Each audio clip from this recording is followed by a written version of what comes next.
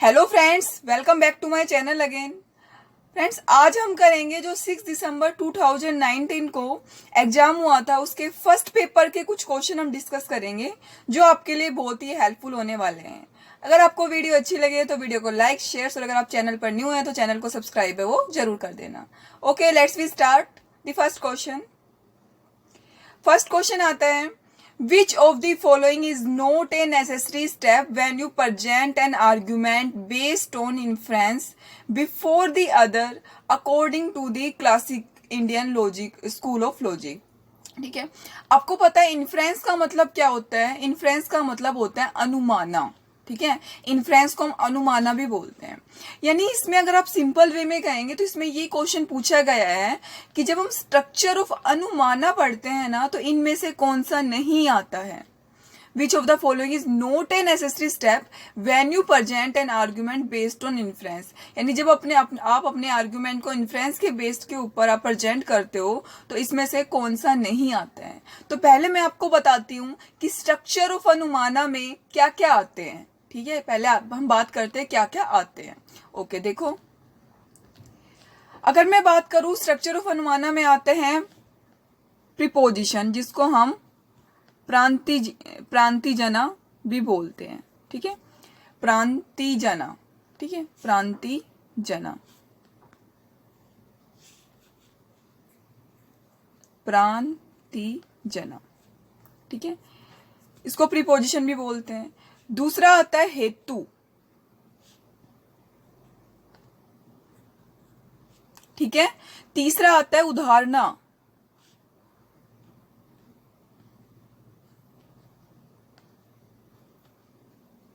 ठीक है, चौथा आता है उपनया, उपान्या। ठीक है, और पांचवा आता है निगमना।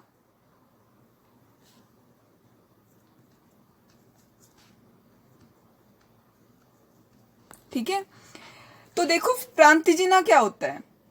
प्रांतिजना क्या होता है, जैसे मैंने कहा द हील हैज फायर, पहाड़ों में आग है, ये एक प्रीपोजिशन होगी, प्रांतिजना हो गई।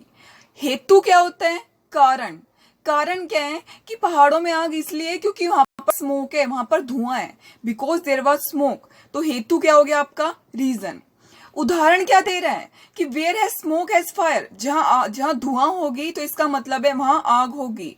तो ये क्या है आपका? उदाहरणा।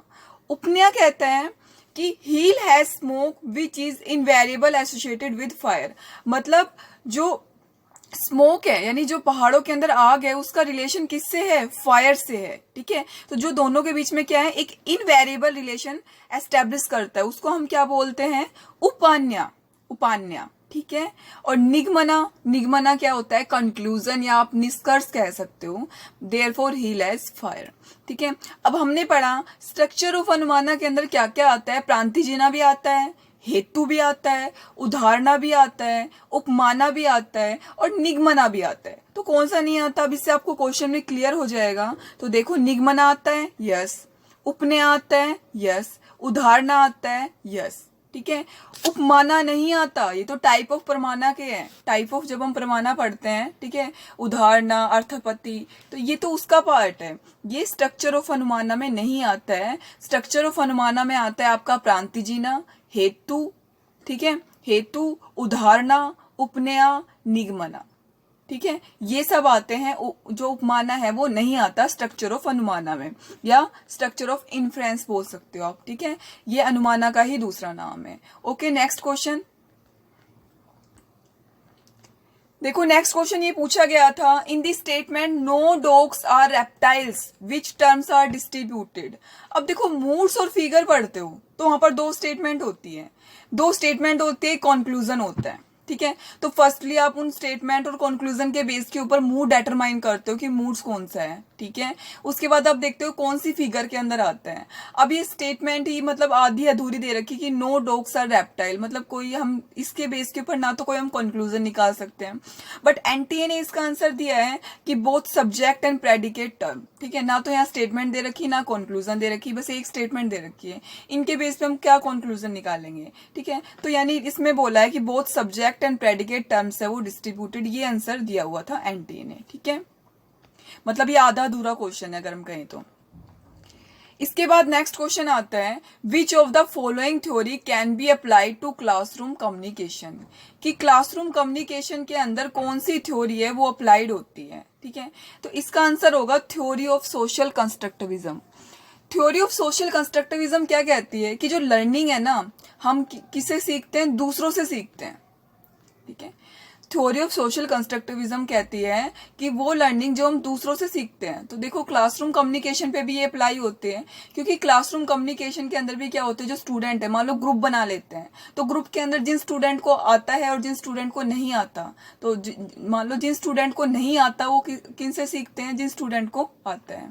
ठीक है, तो इसने यही पूछा है कि which of the following theory can be applied to the classroom communication. तो इसका आंसर क्या होगा, theory of social constructivism. Theory of social constructivism यही कहते हैं।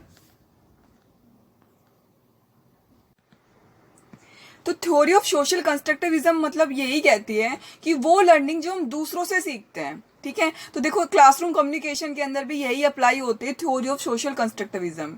ठीक है, सोशल कंस्ट्रक्टिविज्म के अंदर क्या होता है, यानी जो लर्निंग हम देखो क्लास के अंदर भी हम अपने जो पीयर्स होते हैं, जो अपने टीचर्स होते हैं, उनसे सीखते हैं। ठीक है, तो इसने पूछा था कौन सी थ्योरी क्लासरूम कम्युनिकेशन के ऊपर अप्लाई होती है, तो थ्योरी ऑफ सोशल कंस्ट्रक्टिविज्म है, ये थ्योरी क्लासरूम कम्युनिकेशन के ऊपर अप्लाई होती है। ठीक है, ये जो तीनों थ्योरी है वे अलग है, डिफर है इससे। ठीक है, नेक्स्ट क्वेश्चन देखो, ये एनटीए का एक फेवरेट क्वेश्चन है, हमेशा ही एग्जाम के अंदर आता है कि in an intervention based action research process which of the following is usually recommended sequence. ठीक है, तो इसका तो मेरे अकॉर्डिंग सबको ही आंसर पता होगा। तो इसका आंसर क्या होता है, पहले आप प्लान करते हो, एक्शन रिसर्च है उसकी प्रोसेस है ये, पहले प्लान करते हो, फिर एक्ट करते हो, फिर ऑब्जर्व करते हो और उसके बाद रिफ्लेक्ट करते हो। ठीक है, तो इस क्वेश्चन का आंसर क्या हो जाएगा, option number 1। Okay, next question. इसके बाद ये क्वेश्चन पूछा गया है, the converse of all cats are mammal. ठीक है, ये कोई स्केयर ऑफ अपोजिशन नहीं है, ये इसने कॉन्ट्राडेक्टरी नहीं पूछा, इसने पूछा इसका कन्वर्जन क्या होगा, ऑल कैट्स आर मैमल का कन्वर्जन क्या होगा। देखो कन्वर्जन के बारे में आपको बताती हूँ, कन्वर्जन कैसे करते हैं। देखो पहले तो आपको याद रखना, ए का कन्वर्जन होता है आई में। ठीक है, आई का कन्वर्जन होता है आई में, ई का कन्वर्जन होता है ई में, और ओ का कन्वर्जन नहीं होता, नोट कन्वर्जन, ओ का कन्वर्जन है वो नहीं होता है। अब आप ऐसे बनाते हो ए ई आई ओ। ठीक है, ये आपको पता है ऑल वाली स्टेटमेंट होती है, ये नो वाली स्टेटमेंट होती है, ये सम वाली स्टेटमेंट होती है, और ये सम नोट वाली स्टेटमेंट होती है। ठीक है, ये सम नोट वाली स्टेटमेंट होती है। अब इसने पूछा है कि ऑल कैट्स आर मैमल, इसका कन्वर्जन क्या होगा। तो ए का कन्वर्जन मैंने आपको क्या बताया है, आई। ए को किस में कन्वर्ज करेंगे हम, आई के अंदर। तो ऑल का कन्वर्जन क्या होगा, सम। तो हम क्या कहेंगे, सम कैट आर मैमल। इसका कन्वर्जन क्या हो जाएगा, ऑल कैट्स आर मैमल का सम कैट्स आर मैमल। ठीक है, ये क्वेश्चन हमेशा पूछा जाता है, तो अगर आप मान लो ये वाला कॉन्सेप्ट कर लेते हो तो आपके जो 2 नंबर है वो श्योर हो जाते हैं। ठीक है, तो देखो अब हमारे क्वेश्चन पर आते हैं, the converse of all cats are mammal. तो इसका क्या होगा, सम मैमल आर कैट है, कि ऑल का कन्वर्जन आई में होता है और आई क्या होता है, सम।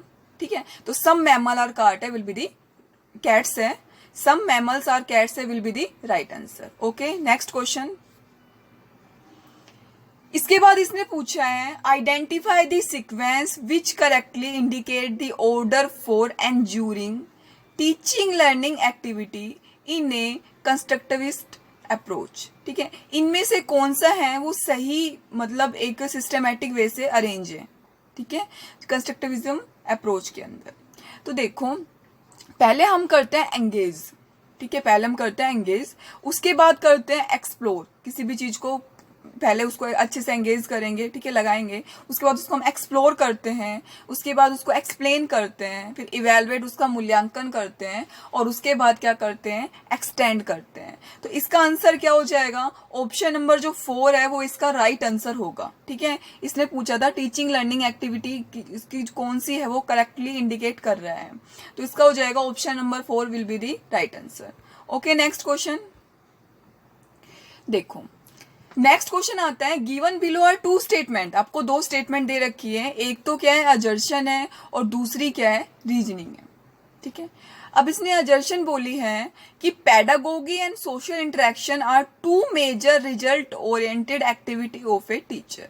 कि पेडागोगी और सोशल इंटरेक्शन है ना, वो 2 मेजर अप्रोच होती है।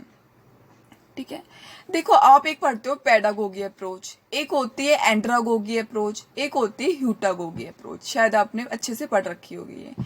पेडागोगी अप्रोच क्या होती है, टीचर सेंटर होती है। पेडागोगी अप्रोच क्या कहती है कि भाई जैसा टीचर सिखाएगा, टीचर के ऊपर डिपेंड है, टीचर को कैसे पढ़ाना है, किस तरह से पढ़ाना है, वो होती है पेडागोगी अप्रोच। एंड्रागोगी अप्रोच क्या होती है, लर्नर सेंटर होती है। ठीक है, यानी जैसे जो टीचर है वो पढ़ा देता है, लेकिन जो स्टूडेंट होते हैं वो अपने अकॉर्डिंग उसका कंक्लूजन निकालते हैं, अपने अकॉर्डिंग समझते हैं। एक फिर होते हैं ह्यूटागोगी अप्रोच, जो हाईएस्ट लेवल लर्निंग अप्रोच होती है। जैसे कि मान लो जैसे रिसर्च वगैरह होती है, ठीक है, ये किस अप्रोच में आती है, ये आती है आपकी ह्यूटागोगी अप्रोच के अंदर है। तो अब इसने पूछा था कि एजर्शन के अंदर कि pedagogy and social interaction are 2 major result oriented of activity of a teacher. Yes, बिल्कुल सही है कि जो पेडागोगी है और सोशल इंटरेक्शन है, 2 जो है टीचर्स की एक्टिविटी होती है रिजल्ट ओरिएंटेड। इसके बाद इसने रीजन में कहा है कि communication has limited role in both of this activity. क्या कम्युनिकेशन का इन दोनों एक्टिविटी के अंदर लिमिटेड रोल होता है? नहीं, ऐसा तो नहीं होता। कम्युनिकेशन तो बहुत ज्यादा इसेंशियल होता है। क्या सोशल इंटरेक्शन है वो बिना कम्युनिकेशन के पॉसिबल है? नहीं, बिल्कुल भी पॉसिबल नहीं है। ठीक है, कम्युनिकेशन तो क्या होता है, हम देखते हैं कि बच्चा है वो मतलब कम्युनिकेशन स्टार्ट कर देता है कि जैसे रोना है, वीपिंग है, ठीक है, ये भी किस में आता है, कम्युनिकेशन के अंदर ही आता है। तो कम्युनिकेशन के बिना तो कुछ भी पॉसिबल नहीं है। ठीक है, तो इनका लिमिटेड रोल नहीं होता। कम्युनिकेशन का तो हमेशा क्या होता है, ब्रॉड रोल होता है, मतलब। ठीक है, तो अगर हम कहें तो ए है वो ट्रू है, लेकिन आर है वो फॉल्स है, यानी अजर्शन तो आपकी राइट है लेकिन रीजन है आपका फॉल्स है। तो फ्रेंड्स, ये थे कुछ क्वेश्चन। आई होप आपको ये क्वेश्चन सारे अच्छे लगे होंगे। अगर आपको अच्छी लगे वीडियो तो वीडियो को लाइक, शेयर्स और चैनल को सब्सक्राइब कर देना। और भी क्वेश्चन करेंगे इसके बाद, मैं आपको कंप्लीट पेपर कराऊंगी इसका। तो ओके, थैंक यू, मिलते हैं नेक्स्ट वीडियो के अंदर।